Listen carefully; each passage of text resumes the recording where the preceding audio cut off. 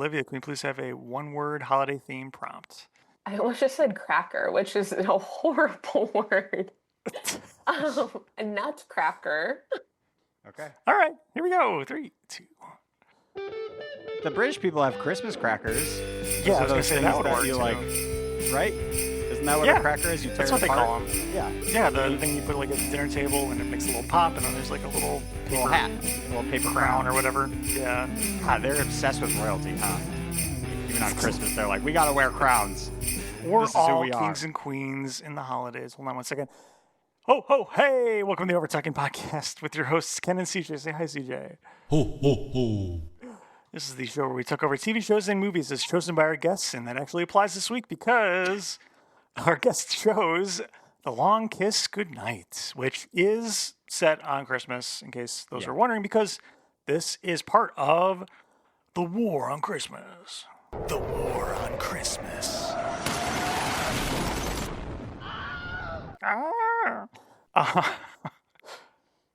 Yeah, should we just bring our guest right on? Returning to the show. Yes, CJ's on the episode, I promise. I'm here. We have returning guest Olivia Coady. Welcome back. Hello. Thank you for having me. And just to clarify, yes, Olivia did choose the movie from a list that we provided. Pre-selected list, yes. I wasn't going to out you guys that way. That's all right. Have you seen this before? I was wondering. I had never actually seen this before. Had you two? No, I'd never heard of it. Me neither. So I was kind of excited because when I was just like Googling some of the ones I didn't recognize, I was like, oh, sick. She dyes her hair blonde. Amazing. She's killing people. Incredible. And as you mentioned, it's the holidays in this film. So lovely selection. Yeah. But yeah, I think the title was very goofy. Didn't anticipate it to be a Christmas movie, and there we were. And it's like tangentially a Christmas movie. Like, yes, technically it takes place around Christmas, but like, Yeah, could have really been whenever. I mean, there's a couple of things that are not even directly related to the plot that are like explicitly Christmas, but like, could have easily been subbed in for something else. I don't know. Maybe. I don't know, you guys. I think TBS could run a 24-hour movie marathon of this on Christmas Day, and people would be none the wiser. Yeah, that's fair. None the wisemen. I was hoping for like one candy cane kill, like somebody gets stabbed with a candy cane. Then it would. You just really got feel a like lot Christmas. of that last week, CJ, with Yeah. Black Christmas, and it's in I my know you're head. just jonesing for more, but it's a little different. I'm jonesing for more gratuitous violence. Well, if you want more of that kind of violence, tune in next week when we watch Better Watch Out. But we got straight up spy killer thriller. This one. Yeah. Olivia, do you have any like usual holiday traditions? Do you open Christmas crackers? No Christmas crackers, and I was like, oh my god, I can't believe I suggested a slur. But I'm glad to hear that the original slurs of the world, the British people, have already coined that as a tradition themselves. That's right. It's what they do.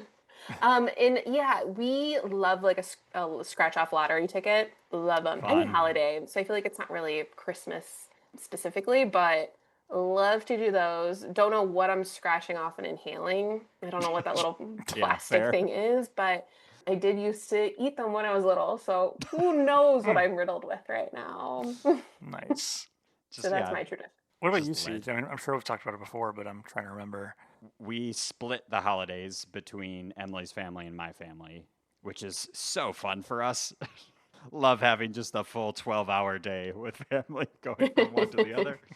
Are your parents together, on both sides? Yes. Well, that's nice, because then you're not living in the movie Four Christmases with Vince Vaughn and Reese Witherspoon, right? Which I'm nervous could be my future reality. So happy for you. Yeah, it's fine. It's nice that like I know at the end of the day I get to still sleep in my own bed. Like we come home together and then it's done and it's fine. Ken, what about you?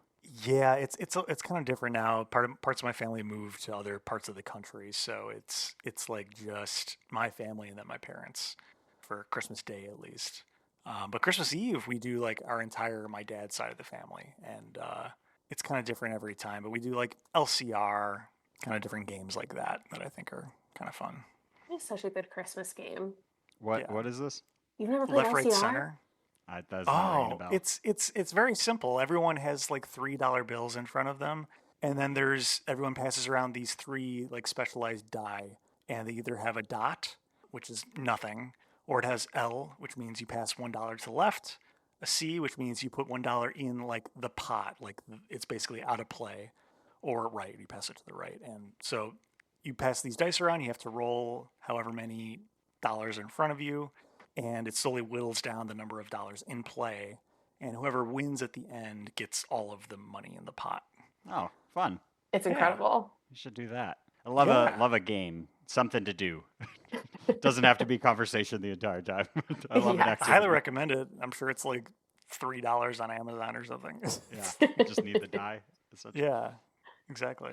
I like that. Big fan of that one. I can't remember if I talked about this, but on Thanksgiving we played Secret Hitler with my closer immediate family, and that was a lot of fun. Nice. In these trying times, playing as a fascist was very appropriate. So it was good.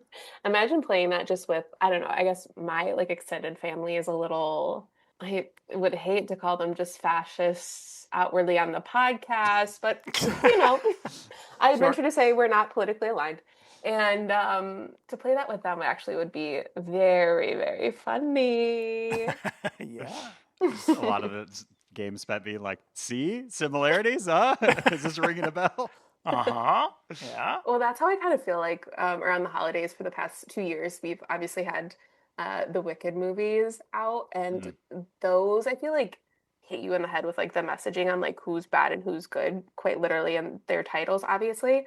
And the fact that some family members absolutely eat that up and cry and will go on hour-long conversations about it, but then can't apply it to real life is mind-numbing to me. Yeah.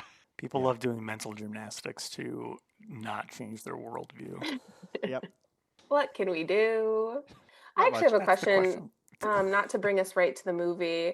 You guys don't have to explain some stuff for me, I think, along the way, because I think I got a little confused, and I was on my phone for a little bit of it. Uh-oh.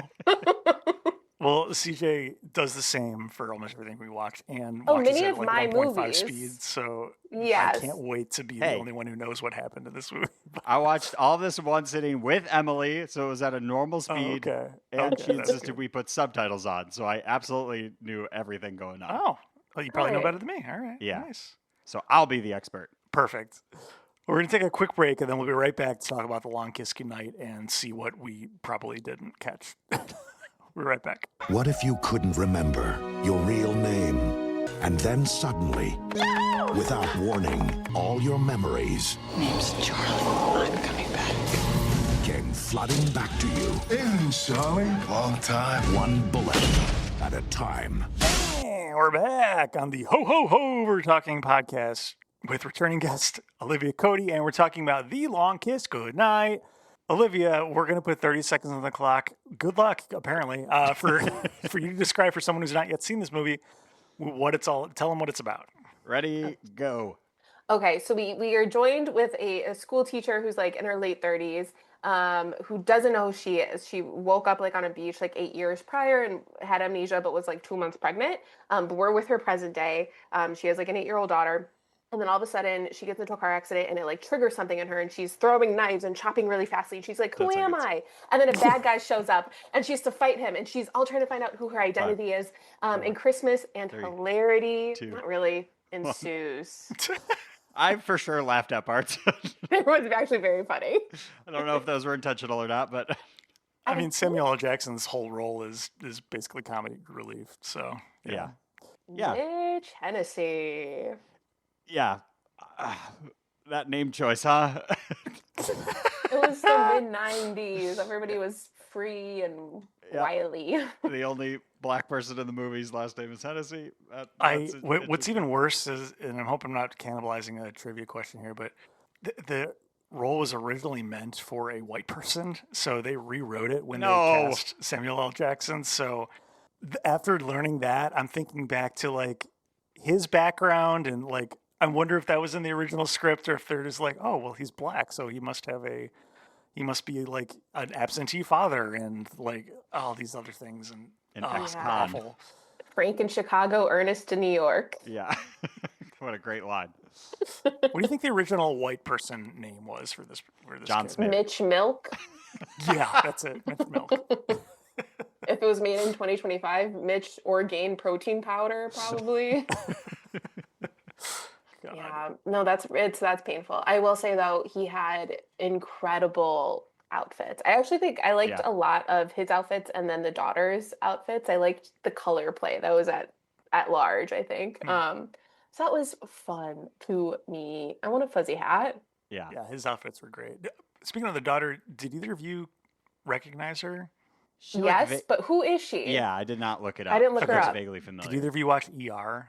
No. That's what I know her most from. She was Dr. Green's daughter from ER, but anyway. She was also just a child actress, so she was in a bunch of other things. Maybe you know her from one of those other roles, but okay. Here's hoping. Can I ask a quick detour question, just because I feel like this has been top of mind the past year? Are you a recent ER watcher, or were you back in the day watching ER? Recent. See, that's how everybody is. With I didn't watch it back then. Okay, whatever that new HBO show is with Noah Wiley. The Pit. Right. Pit. Very good. I've not seen Too it. intense But for me. I would have been like 5 when it was airing. So Some people love medical dramas. Mommy, can I watch the Blood show? Thank you. Well, it was immediately like at the start of this movie, I don't know, that car accident at the beginning, I have to say, you guys, was so disturbing to me. Yes. That curvy old man, first of all, I was like, who is this? Thought he was going to come back later on. No. Nope. Burned alive. Burned alive, toasted. Burned alive, yeah.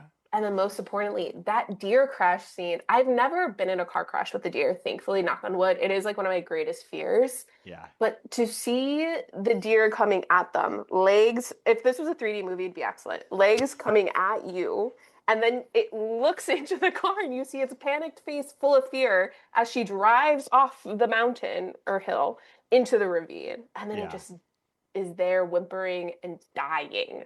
Yeah. Awful. Brutal. Yeah. Crashes through the windshield. So she swerves away. One of the parts I laughed at, though, this is overall a gruesome... When she snapped the deer's neck. That was... Yeah, that was hilarious. She flies out of the windshield when she crashes into the tree, but does a perfect front flip to land on her back. Yes. I was like, wow, that's like professionally landed. Yeah. That's very good. And very clearly the like inflatable mat like catches her and snow poofs up off of it. I actually had a sick thought where I was like, okay, if this ever happens to me, I was like, I do wonder if it's natural. I know this is movie magic. I know we're in a movie, you guys, but I do wonder if there's anything in our little animal brain that would tell us to tuck and roll, if that makes sense. Yeah, well, I think in her brain specifically, right? Because she used to be a spy. So, yeah. I know. Which, by the way, is this the original Bourne Identity? Isn't that what? I was thinking it was like the original Alias with like the way her, like the blonde hair. I don't know. Isn't that the Bourne Identity's whole thing? He like forgets who he is and then comes back and is now an assassin? I guess I forgot. I didn't realize he forgot. I thought he just was like... Do you have amnesia too? I think I don't remember it either. I think this is like a Mandela effect thing. Do you guys know what movie I'm talking about? No, I know those movies. I've seen Mark those Wahlberg. movies.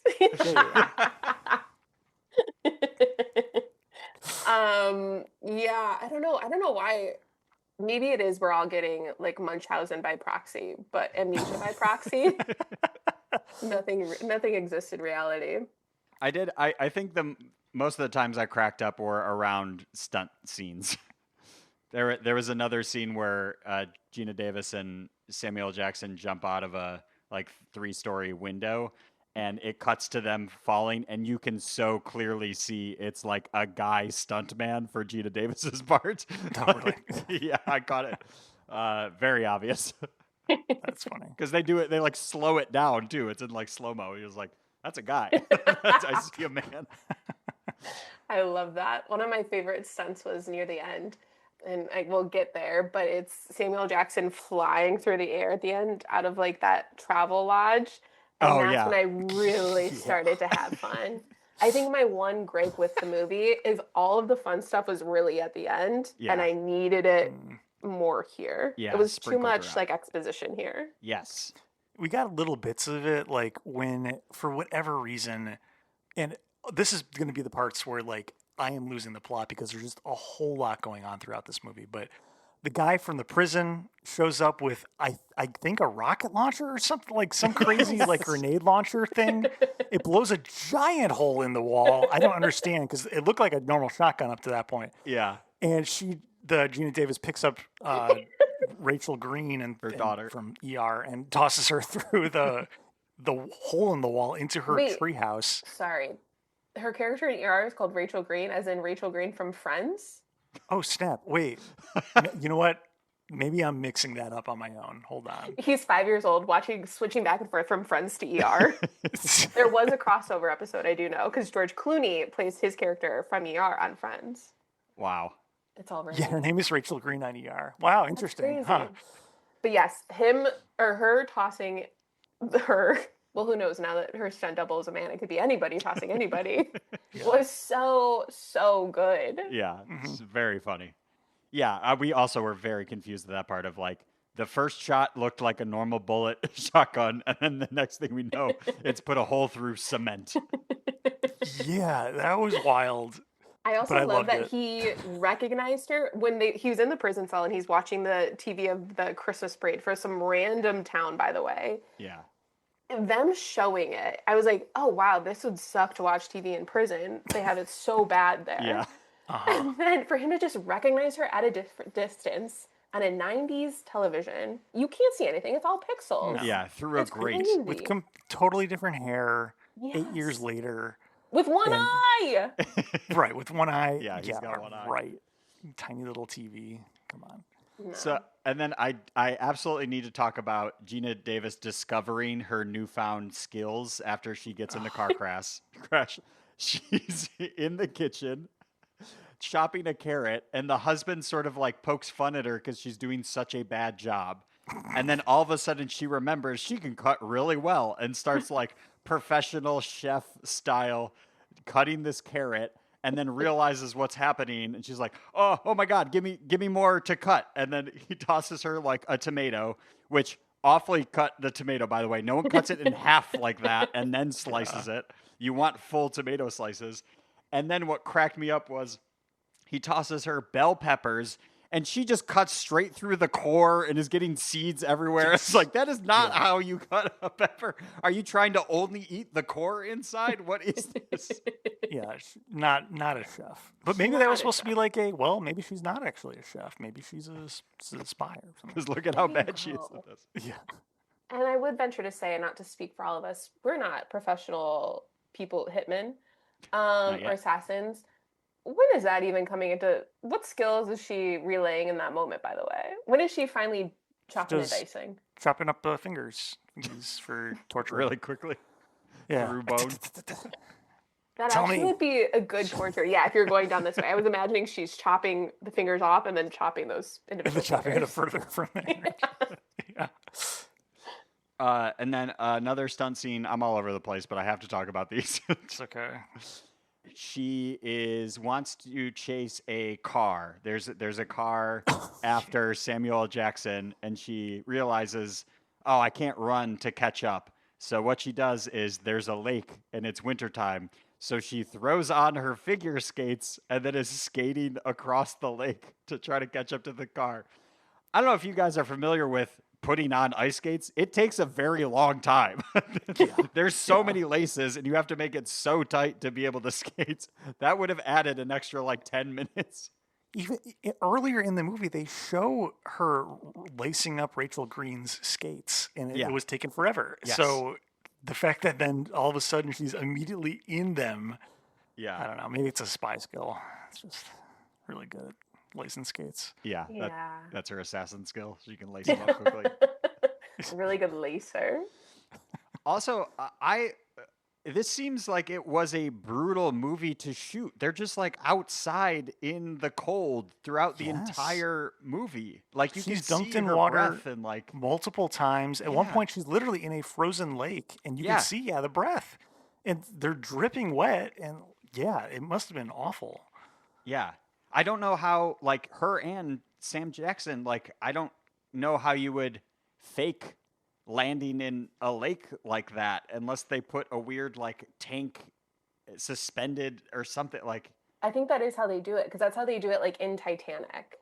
To like, and they like mimic the cold freezing temperatures in order to do this. So I think that is because at one point when they jump out of the window and then she shoots the frozen lake so they can jump in, you kind of can see them standing, if that makes sense. And I was like, oh, they're in a tub. Gotcha. Okay. Them like coming up out of the water is them just kind of standing up. Yeah. I hope so for their sake. That would be insane to be like, all right, get in there. Yeah. I hope also they just like took a drag of a cigarette before they went under and then they come up and then that's the breath that we're seeing. Mid Tennessee would be blowing O's if that was the case. Yeah. Smoke rings. Yeah. Yeah. Yeah, no, it was very goofy in so many ways. Yes. I think, okay, well now I'm just going to get into the meat and potatoes and be like, guys, what's going on? And that is, was the CIA at the end of the day bad because of budget cuts? Yes, there's so this was like some offshoot of the CIA or something, and it was like some black ops organization called what were they called? They were called the Chapter. The Chapter. Stupid. Yeah. And yeah, like we get little pieces throughout the movie of like what the fuck is going on, because the people that she used to work with were called the Chapter, but they're also seem to be the ones after her, and also are working with the people that she was trying to kill before she lost her memory. And we slowly tease out that the Chapter, due to budget cuts, was like basically inoperable, and the only way that it survived was by teaming up with the bad guys somehow to continue to survive. And then the big thing at the end is that they are trying to create a terrorist scenario, pin it on some dead guy that they're going to frame for this terrorism strike in order to drum up money in Congress to, I guess, fund the Chapter. So maybe they don't need to employ the bad guys anymore or something. It's kind of convoluted and weird, but okay, so I was paying attention. It just didn't make sense. that's correct. Yeah. Yeah. And they flat out say they're going to pin it on the Muslims. That's a line in the movie. Yeah. Which, hey, not great. Yeah. Yeah. There was also, some weird messaging about government budget in this movie of like the president, I think it's the president at one point, they're talking about CIA budget cuts and he's like, you want to know where your budget is? Healthcare. It's like, what the fuck are you talking about? Yeah, I don't understand that. Yeah, and we have such a well-funded healthcare system in this country. My God. Well, back then, when they had universal healthcare before it was cut. I'm kidding. I don't know. It's before Obamacare too. Like, what are they talking about? Yeah, no idea. That's very peculiar. Another thing I think, well, now I'm actually piecing it together, was the key on her charm bracelet that we kind of got like flashbacks to. Yeah. Was that key only instrumental in that she had hidden a case full of money and that's what unlocked that? Yeah. That's it. Okay. Yeah, apparently she had some passports and money stashed away. I was hoping it was going to be something more crucial to the plot or like interesting, but it was fine and it didn't really matter at all because they didn't do it until like the epilogue to just have money. So I don't know. It was very peculiar. Yeah. I will say also, every movie and role that I've seen Brian Cox in, it's been on accident. I'm always like, oh, and you're here. The McDonald's guy. The McDonald's guy. The Uber Eats voice. McDonald's guy? Yeah. Yeah. What do you mean? He voices McDonald's commercials. He goes, good. Or wait, is that even McDonald's? That's Brian Cox? Yeah. Yeah. You are not fact checking us right now. No, I'm just making sure that Brian Cox is the guy I thought he was, which is the guy from Succession. Yeah. Yes. Yeah. Okay. Wow. Yep. Cool. He does McDonald's commercials now. Yeah, no, he's always like showing up so randomly. Like, what is it? The Ring, Trick or Treat, X-Men. Red Eye. Those. Wait, what'd you say? X-Men. X-Men, Succession. Yeah. But for him to be in, and I guess because of Succession, I find him to be a bigger actor than maybe he was back in the day. I guess I don't know my Brian Cox lore, but I just picture him star. And then for him to be in this role where he then is tragically, spoiler, killed in such a horrific way. Yeah. When she is submerged underwater and it just is him there dead, I'm like, he's got to be pulling our leg. He's lying. He's alive. Tragic. Yeah. I was a bit shocked too, and I do think it is a kind of like a recency bias of Succession because he was like the main dude in that. But yeah, I mean, he's been acting a lot, but I don't know if he has really been ever like the leading person. Up until Succession. Well, even then, like, you know, it's kind of an ensemble thing, but yeah, I don't know. Yeah, it's crazy. And I was also, I think then I'm like, okay, so then who was he really in this plot? He was just the professor, and I was like, okay, he trained her, but like, how does he fit into this, if that makes sense? And how did he know that then people would be after her? I don't know. It's like, was he still involved in this project? He must have at least been tangentially involved because if he would have had to be to like understand that they were after her. Yeah, he knew about everything. He was the exposition character for us as the audience to like explain what happened. Yeah, so I and think if they he had was maybe involved given in the him chapter. more of the time of day, we would have just shortcut the understanding what was happening stuff. But oh well. If only. That brings me to another scene that I want to talk about. So Gina Davis is captured by the bad guy she originally was out to assassinate before she had amnesia. She escapes because she's a badass assassin. Slaughters everyone there. Then we cut to later in the movie. A TV is on and the news is on, and the news team is at that location covering that there was like a massacre. And at one point on the news, they zoom into a corpse's head as it's being put into the body bag. That's right. I missed that. Up on a corpse. I'm like, you can't show corpses on the local news, especially not a zoom in where the whole frame of the TV is a dead guy. Oh my God. Yeah, that was. I laughed. Funny. I paused the movie and started laughing like so much. That was my favorite part, I think. Could you imagine her having like Christmas dinner with your family, cutting into the ham? Yikes. Yeah. So hilarity did ensue. I think there's a lot of funny parts of this movie. Yeah. There definitely were. One other moment that I thought was kind of funny was eventually Gina Davis is trying to rescue Rachel Green, and they're kind of cornered. And for some reason, she had just like shot up an empty room. I didn't totally understand why she did that, but and there's a bunch of kerosene spilling out of these like vats. And like, okay, we're gonna give you 30 seconds, and then we're gonna come in for plot reasons. And we later find out that she had filled up her daughter's like brand new doll, which wasn't even her doll. It was just there for the plot again. They really did some gymnastics to make this specific moment happen, but apparently filled her up. I guess she had a pee reservoir in her and filled that up with kerosene with the forethought of that she was going to need to explode her way out of a freezer later. I don't know. It was... Oh, I mean, like as soon as the camera like pans from them down to the doll, I was like, well, they're going to fill the doll up with the kerosene. That is very clear to me now Yeah. I don't know, man. Like eventually they get locked in a freezer and they're supposed to like die there together. And she's like, oh, now I'm going to use the kerosene. And so what she does is she like digs a little channel out under the door and like pees out some kerosene under the door and then makes like a little fuse. And I'm thinking like, what the fuck is that going to do? She's going to like light a little fire under the door. Like how is that going to get you out? And she must have seen that there was like giant vats of kerosene that would somehow explode. I don't know, man. That one was just like one of the more unbelievable parts for me too. It's just like, that's a lot of luck there, man. What are you using all this kerosene for? There's so many tubs of it. Where were they?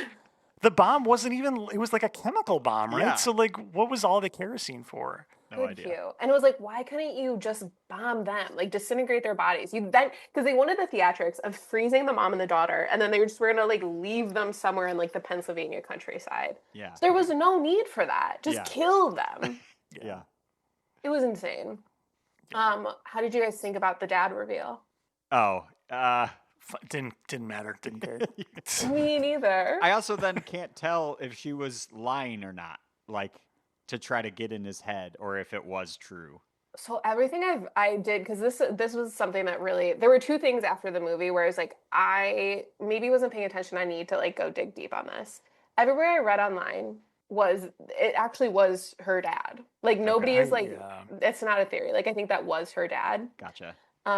Which was so like whatever. And like I guess I don't have kids, but I'm sorry. Like I feel like if I didn't know I had a child and then they just were like look at their eyes, I don't think I have like distinctive eyes. You know what I'm saying? I don't think that man had distinctive eyes to be like, yeah, that's my kid.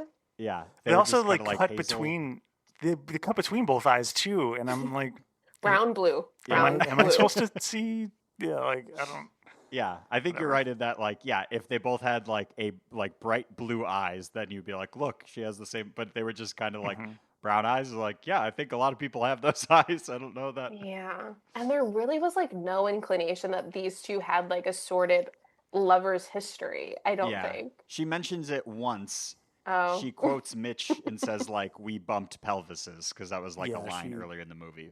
But that's it. But it's confusing too because earlier in the movie there's a confusion that she thinks that she's going to see someone who used to be her fiance, but it turns out that it was someone that she was supposed to kill. Yeah. So we thought that maybe they were supposed to have a love interest, but then it turns out that actually she had a love interest with this other person. So like there's too many things going on in this movie. And this leads to my second thing I was Googling afterwards, and I had tuned out a little bit. All of a sudden, her and Mitch are making out. What was that? Yeah. Her and Samuel L. Jackson. It was crazy to me. Yeah, her reasoning initially, they're back at a hotel room, and now that the spy part of Gina Davis's character has woken up, she's like, I haven't gotten laid in 6 years. So she tries to start making out with Samuel L. Jackson, but then he kind of gets what's going on and is like, you're just trying to kill the other identity by like purposely cheating on your husband. Right. Boyfriend, fiance. Yeah. Boyfriend. I don't think they're married. But yeah, well also they had sex, right? No, wait, they are married. She's wearing a ring. I think it's an engagement ring. Oh, they're not married yet. Okay, got it. Anyway. Yeah, I don't know if they had sex, but I will say I was thinking while watching this, I was like, I guess I don't think I've ever seen Samuel L. Jackson shirtless and later naked. Yeah. Have you guys? I don't know. I didn't like that. I've seen like an undershirt kind of thing in like other movies, but it felt very vulnerable to me. I don't know why. Yeah. I think I had too much respect to him, and then just seeing he looked fine. This is not an attack on his body. It just is like you're like, oh, like more do you like ever an awakening? Yeah, like when you have a friend and when you have a friend and like for the first time you kind of like see them without socks on and you're like, oh, those are your feet. You guys ever have that? Just like you see their toes and you're like, oh. It felt like that to me. An awakening. Yeah, sure. Yeah. Samuel L. Jackson is captured and tied up naked in like a basement. And I was just like, this is not necessary. You could let him have his clothes still and still tie him to like a chair or something. And they gave him 9 lives. Like the bad guys kept just like they killed Brian Cox and like let Mitch live. And that happened like 3 more times. I was like, just kill this man already. Yeah. All the bullets that they dodged too, they really had plot armor in this movie. Insane. Yes. Well, I would love to talk about, I think, the final scene, if that's okay. Yeah. Gina Davis driving away. On the farm? Oh, sorry. Well, no, I guess I meant more the climax, Ken. Okay. Niagara Falls Bridge? Yes. Okay. And earlier we said you wanted a candy cane stabbing.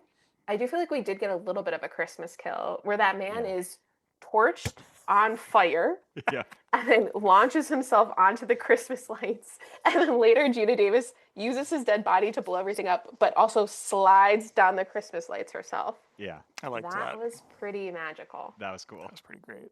Yeah. I do want to talk about the farm scene, the very end of the movie.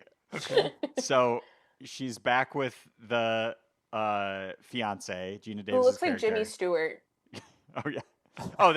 I should mention, as soon as the movie started, Emily immediately was like, there's no way that guy lands Gina Davis. I already am upset by this reality. Gina Davis that is made so sense good. to me. Yeah, That I was wasn't like, crazy to I don't me. think he looks that bad. What are you talking about? I don't know. Take it up with Emily. I don't... He doesn't have a mohawk. Is that what it is for Emily? That's it. Okay, got it. So the movie is like the last few minutes. It's a happy ending. They're all together on some farm somewhere for some reason, and goats are playing. And you hear a cricket, and Gina Davis is like eating some fruit with a knife. And so she throws the knife and kills the cricket. It like sticks into the log. And then does one of those classic like sitcom like shrugs to her fiance, like, "What are you gonna do? I'm a deadly assassin. You saw me kill a guy in cold blood and then lick his blood off of my hand. Oh well, ha ha." So I mean, I also want to talk about this a little bit too, because I think there is a bit more. Well, maybe I picked on something that may or may not be there, but doesn't the husband or fiance or whatever he is at that point say like, "Oh, this is really all we need," like the farm and the family, and she throws the knife and kind of just shrugs, and she's like, "Are we supposed to think like, well, maybe she needs more than this? Like she misses maybe the spy life a little bit." I don't know. Maybe that's just something I projected onto it, but I wanted there to be something more. Maybe He wanted part two. Yeah. I think you definitely could make that. I think I would venture to say, I think kind of this happens a little bit earlier in the movie where she's in assassin mode. And when she sees like Caitlin's candle in the window is when I think like those two personalities like merge and she finally is like herself, but she's bringing both of those worlds together. And I think that rescuing of like Caitlin and going through that with her, I think she's content with her new life because I think she was battling that as the assassin for so long. Yeah. And I think that moment is kind of when she settles in. But I think obviously like the assassin in her is going to live on in a way, even if she's not fully practicing under the United States government as the president wanted her to. Yeah. So she'll just be slaughtering farm animals and bugs. Ken was hoping for the longer Kiss Goodnight. I was, yeah. How do you guys feel about the title of the movie? I don't like it. It's weird. Has nothing. What is it? Why is it named that? I don't get what it means. She mentions it like at the very beginning when she's talking about her journey with amnesia a little bit. Like she says the title of the movie. Oh, I missed that. It was painful.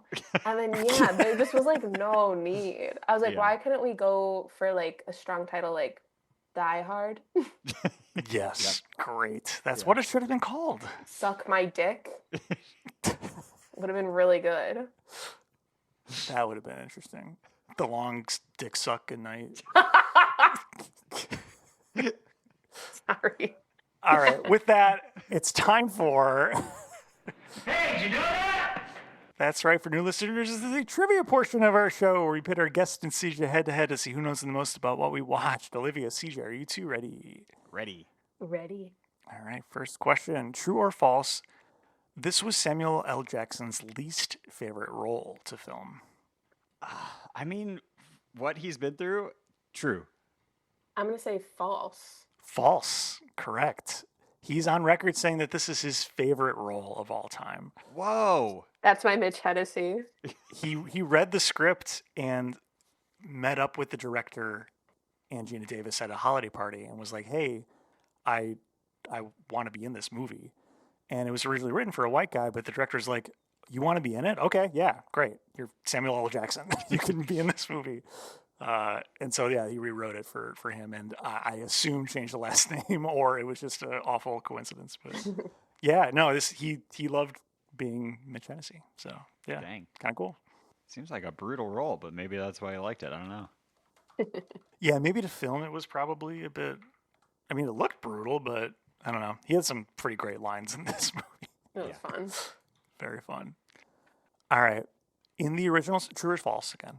In the original script, Mitch Hennessy, Sam Jackson, dies of his bullet wounds towards the end of the movie. True? I mean, he should, right? So I'll say true. That is true. Apparently, the test audiences did not like that, and they reshot the ending. Test audiences also wanted him specifically on Larry King. Yeah. Yeah, that was weird. I didn't like that. I actually hate any movie that brings in like real life news anchors or like talk show hosts, especially in like a very lame Absurd. way. Yeah. Yeah, it really takes me out of the movie. I don't know. You don't like it when in Mission Impossible he dresses up like Wolf Blitzer and they create Oh a my fake god, I forgot about that. That was the worst. Can you imagine watching that like 30 years from now and being like, who is Who that? is? Yeah. Who's Wolf Blitzer? Is Wolf Blitzer still on CNN? I think yes. Really? Okay. Yeah. I used to watch a lot more CNN and any news before it was hard to watch. Okay, anyway, the next question. True or false, this movie was inspired by The Bourne Identity. I was playing coy earlier. I'm going to say false. I'm also going to say false. It's true. The book. Oh, because I was like, I swear the movies came out later. So he That's does right. have amnesia. Yeah. I thought he just like heard a trigger word and then it like snapped into action, which I guess could be. Yeah. How does it? Actually, we'll save it for another time, you guys. We're in trivia. I think he's programmed. Okay. They say. Yeah. All right, next question. This is one of 3 films where Brian Cox appears alongside a former Black Ops assassin suffering from amnesia. What are the other 2 movies? First person to shout out any of them gets points for. Is he also in The Bourne Identity? Okay, that's one. Yep. And then the second Bourne Identity? I'm not counting. If he is, I'm not counting that. That wasn't listed. Okay. I don't know any amnesia movies. Yeah. How many? Elf? No, he doesn't have amnesia in Elf. He's not in Elf. I don't know. I will say we've referenced it kind of earlier in the show. The Ring, Red Eye. X-Men. Oh. The Wolverine origin. Yeah. It's close enough. X2. I'll give it to you. Yes. Yeah. Boys. All right, CJ pulls ahead. Sweet.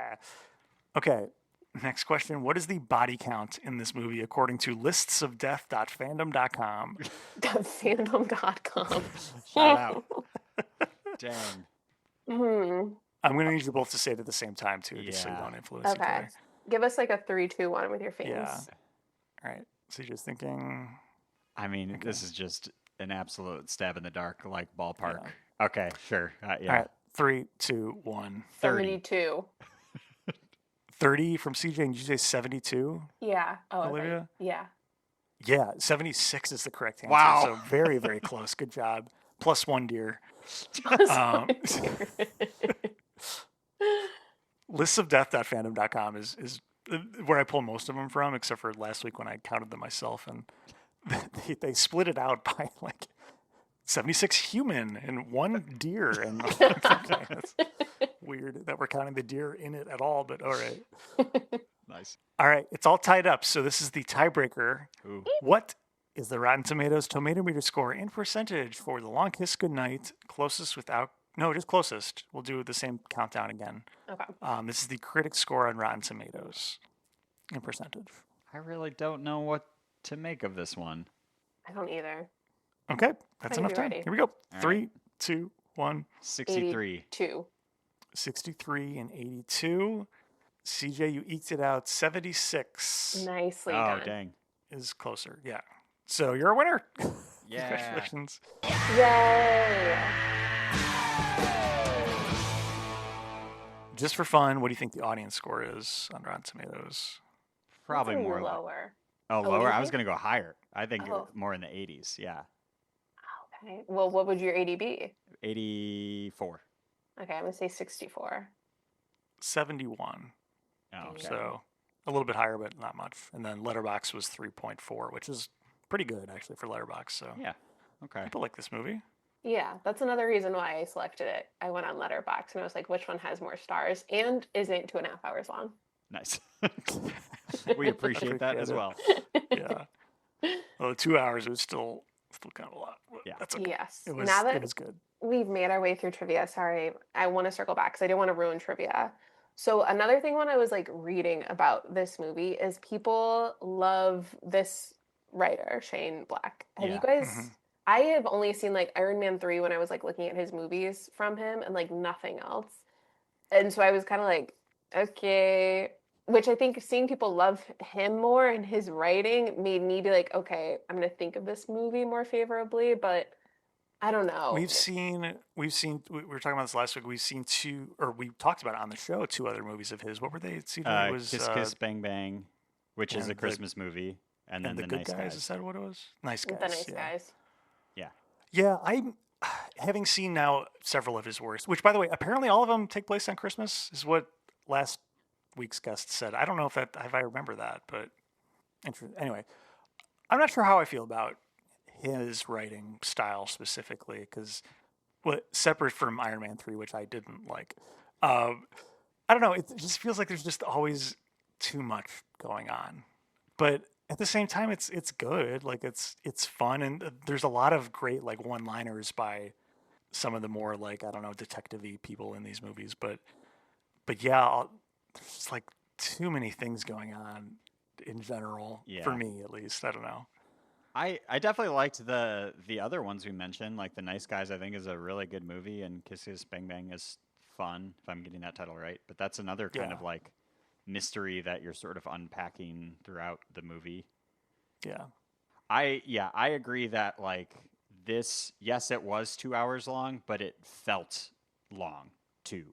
Like it was longer, and some 2 hour movies don't feel like they are long, but this one, it felt like they were trying to jam pack so much exposition before like the fun stuff happens that like we're already halfway through the movie, and then we have to do a whole nother movie with her like assassin side. Yeah. I paused it at some point in the movie to like go get a snack or something, and there was still an hour left, and I'm like, wait, we're not like almost done? Like, how is there like a whole nother movie basically left of this? And I mean, it makes sense now having seen it all, but like at the time, I'm like, wow, man, like there's just a lot in this movie, and it didn't feel like it was unnecessary or anything like the back half, but it just like, I don't know, he just packs a lot into his movies, which is good. Yeah, I guess. I don't know. I'm making it sound like it's not, but I don't know. I think that it could have benefited from shaving off some runtime, I think. Yeah, agreed. Yeah. Too many hats on a hat for me. Yeah. Well, I think it's a good segue into ratings.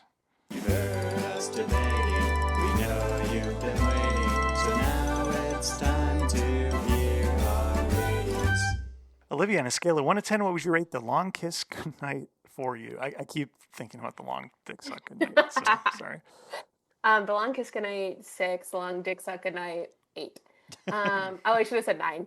I'm going to say 6. Kind of to everything that you guys hit on, for me, it just was a little slow in the beginning. I wish there were like more goofy things brought in at the beginning, even as she was kind of like regaining her assassin consciousness. That would have been more fun, and I think those could have been played up. I think there are a bunch of fun line reads, but it felt like a stark juxtaposition when you'd have like these cool fun lines and then like nothing around them's happening and matching that in the environment. But the last like 30 minutes when all the action is taking place is really when I was like, oh, I'm liking this. I'm enjoying my time, and I feel like this is time well spent for me. Nice. Okay. Yeah. Absolutely.